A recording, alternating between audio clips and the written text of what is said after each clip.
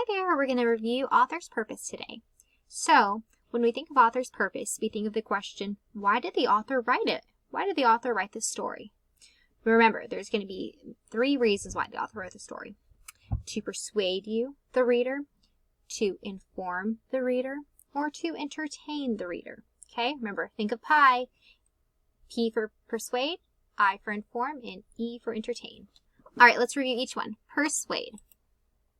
Persuade. Go ahead and say that word with me. Persuade. Good job. The author is trying to convince you to think or act in a certain way. So convince you, right? So when we think of examples of persuade, we may think of advertisements, commercials, a magazine with toys, right? All right, let's look at this example from the other day. Persuade. Soccer is the best sport. You try to kick a ball into the goal. It is so much fun. You should play soccer. Okay, what is the author saying to us? Give you much to think about it. The author is saying soccer is the best sport. Now, is that an opinion? Yes, that's the author's opinion because maybe we think basketball or football is the best sport, right?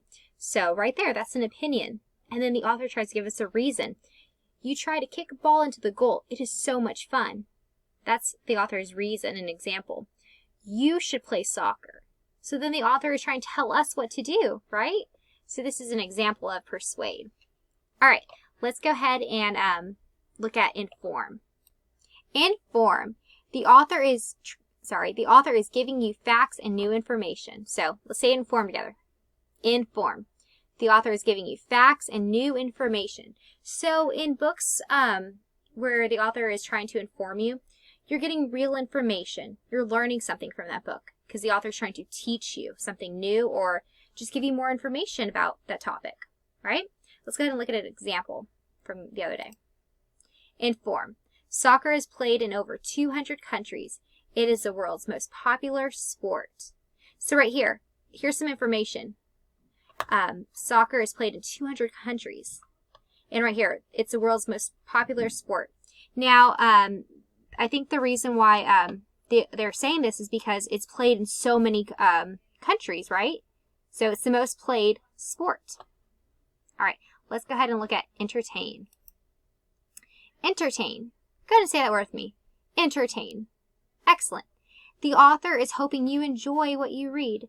So when you come across a book and you're just enjoying it, then the author's purpose is probably just to entertain you, right? Yes. Okay. Entertain. Here's our example. Rosie loves playing soccer with her friends. She was so excited because she scored the winning goal for her team. Now, is the author trying to get you to do, believe, or buy something? Is the author trying to give you real information so you can learn? No. Or is the author just trying to entertain you, hoping you might enjoy this little story about Rosie? Yeah, so entertain. So what I would like to do next is I have a little activity, persuade, inform, and entertain, and I need your help to put these examples in the correct spot.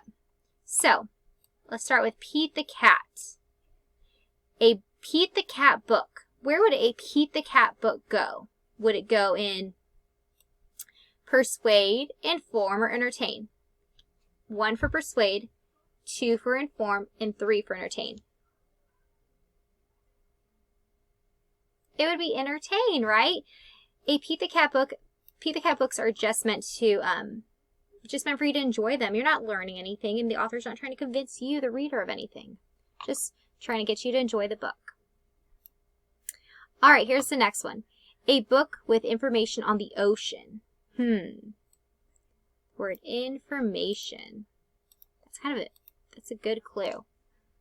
Persuade, inform, or entertain. Inform. The author is giving you information about the ocean, so you're going to be learning some facts, new things about the ocean. A flyer for the book fair. A flyer for the book fair.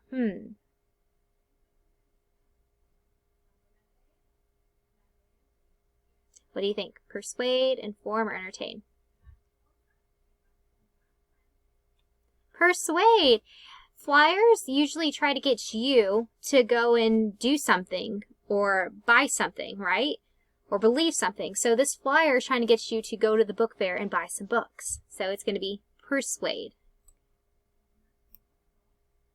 All right, let's look at our next example. An advertisement for a new bike.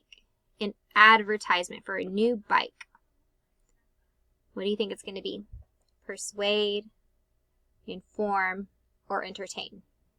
Give you a moment to think about it. An advertisement for a new bike.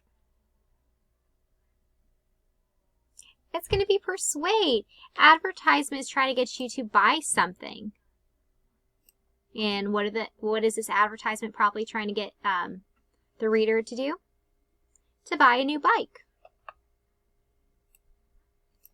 Here's this one. A book of fairy tales. What do you think? Persuade, inform, or entertain? A book of fairy tales.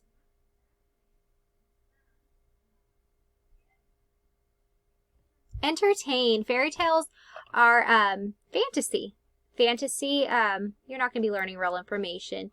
And the author's not trying to get you to believe or buy anything. Just the author wrote this story hoping you would enjoy it.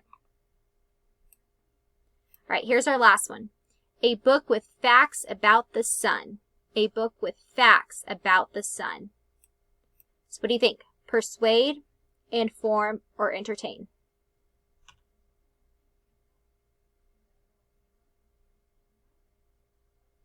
Inform. A book with facts. Here's another clue word, right? If it has facts, you're probably going to be learning some information from this book, right? And this book is about the sun. All right, I hope you enjoyed this little review over Author's Purpose, and I hope you enjoy the rest of today's reading lesson.